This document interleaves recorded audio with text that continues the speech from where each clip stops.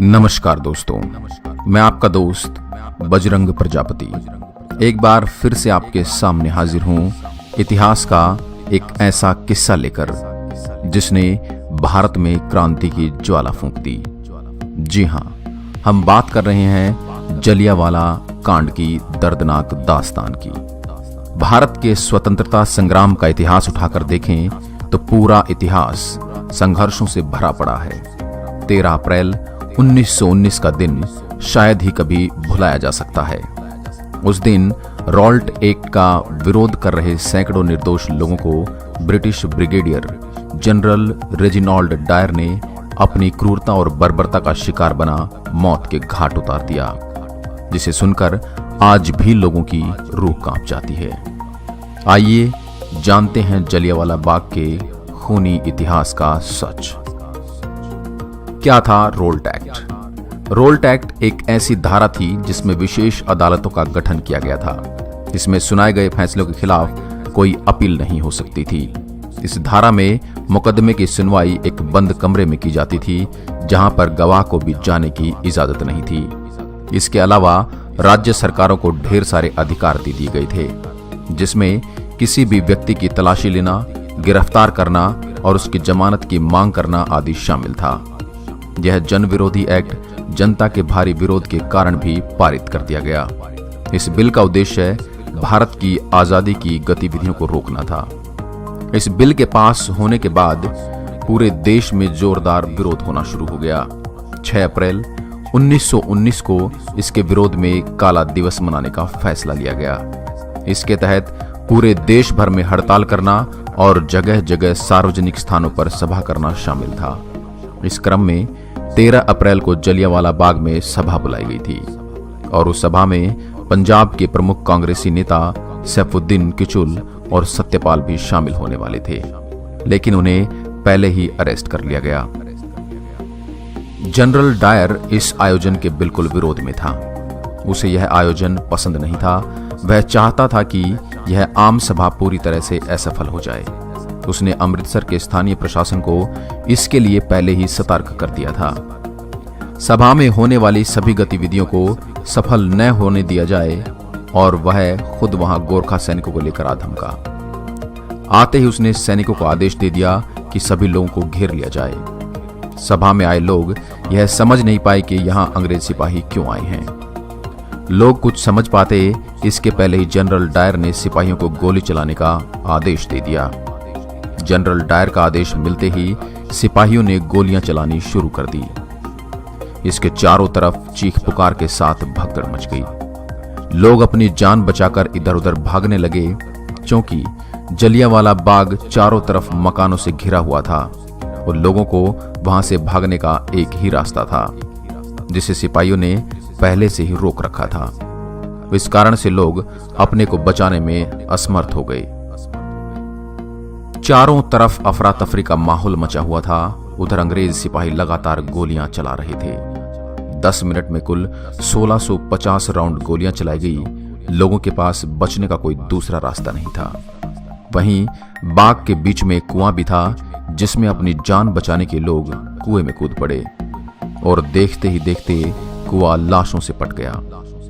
सरकारी अनुमान के अनुसार इस घटना में 484 लोग मारे गए थे और हजारों की संख्या में लोग जख्मी हुए थे, जबकि अनाधिकारिक आंकड़ों के अनुसार लगभग 1000 से ज्यादा लोग मारे गए और 2000 से अधिक घायल हुए। इस घटना के बाद पूरे पंजाब में मार्शल लॉ लगा दिया गया। देश के बड़े नेताओं को गिरफ्तार करके उन्हें जेल में डाल दिया गया। महात्मा गांधी इस हमले की जानकारी लेने के लिए अमृतसर जाना चाहते थे, लेकिन उन्हें भी वहां नहीं जाने दिया गया। इतनी बड़ी घटना हो जाने के बाद पूरा देश आग की तरह उबलने लगा और इंग्लैंड में भी इसकी घोर निंदा होने लगी। लेकिन ब्रिटिश हाउस ऑफ लॉर्ड्स में इस घटना के लिए जनरल डायर को शाबाशी दी गई। घटना के बाद देश में डायर के खिलाफ विद्रोह भड़क उठा। अंत में अंग्रेज सरकार को इस घटना की जांच के लिए मजबूर होना पड़ा। इस घटना से रविंद्रनाथ टैगोर को बड़ा दुख पहुंचा और इन्होंने इसका जमकर विरोध किया। साथ ही अपनी नाइटहुड की उपाधि भी उन्होंने अंग्रेजों को वापस लौटा दी। इतनी भयानक घटना हो जाने के बाद भी देश के क्रांतिकारियों के इरादे टूटे नहीं, बल्कि आजादी को हासिल करने के लिए देश में लोगों के बीच क्रांति की ज्वाला भड़क उठी। यह घटना पूरे देश में आग की तरह फैल गई। लोगों ने देश को आजाद कराने का संकल्प ले लिया। इस घटना ने गांधी जी को भी झकझोर कर रख दिया। इसकी प्रतिक्रिया के परिणाम को देखते हुए गांधी जी ने 1920 में असहयोग आंदोलन भी प्रारंभ किया। जलियांवाला बाग की इस घटना को उधम सिंह ने अपनी आंखों के सामने होते हुए देखा था, क्योंकि उस समय वह वहीं मौजूद थे और लोगों को पानी पिला रहे थे। इस घटना का उधम सिंह पर इतना गहरा असर पड़ा कि उन्होंने उसी समय ठान लिया कि वे खून का बदला खून से लेंगे।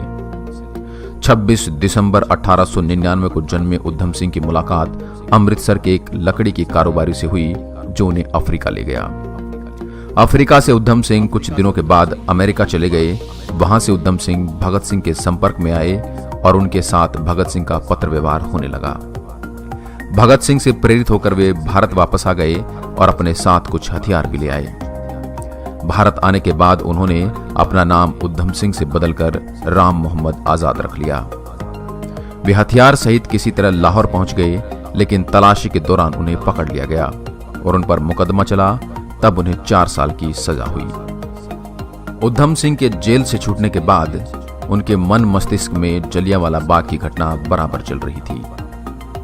किसी तरह वे अपना पासपोर्ट बनवाकर इंग्लैंड चले गए और जनरल डायर को मारने का मौका तलाशने लगे। आखिर वह मौका उन्हें मिल ही गया। 13 मार्च 1940 को डायर लंदन के एक सभा में शामिल होने आया था। जैसे ही वह कुछ बोल पाता, उधम सिंह ने उसे गोलियों से भून डाला और वह मारा गया। उन्होंने मौत का बदला ले लिया और उनका संकल्प पूरा हो गया। इस हत्या के लिए उन पर लंदन में मुकदमा चलाया गया और उन्होंने इस हत्या का जुर्म स्वीकार कर लिया। अदालत ने उन्हें फांसी की सजा सुनाई, जिसे उन्होंने हंसते हंसते स्वीकार कर लिया।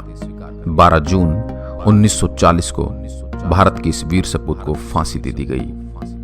आजादी के बाद इस घटना को स्मारक बनाने के लिए आम जनता से चंदा लिया गया।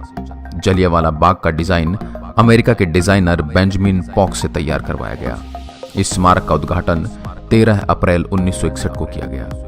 भारत की आजादी में बलिदान की अमर गाथा जलियांवाला बाग और शहीद उधम सिंह के योगदान को भुलाया नहीं जा सकता। उधम सिंह और जलियांवाला बाग में शहीद हुए सैकड़ों लोग आज भी अमर हैं। इन वीरों को 13 अप्रैल के दिन याद करके इन्हें श्रद्धा सुमन अर्पित किया जाता है। परंतु हर एक दिन जिसमें हम आजादी की सांस ले रहे हैं, इन्हीं वीरों की देन है। देश के इतिहास में यह घटना सबसे क्रूरतम घटनाओं में से एक थी। इस घटना ने देश के स्वतंत्रता आंदोलन में सबसे ज्यादा प्रभाव डाला, जिसने ब्रिटिश हुकूमत की नींव हिलाकर रख दी। देश के लिए सैकड़ों निर्दोष लोगों ने अपनी जान गंवा दी। इनके इस बलिदान को देश आज भी भूल नहीं सकता। मैं मां भारत के इन वीर सपूतों को शत शत नमन करता हूं। मैं एक बार आपके सामने फिर से हाजिर होऊंगा।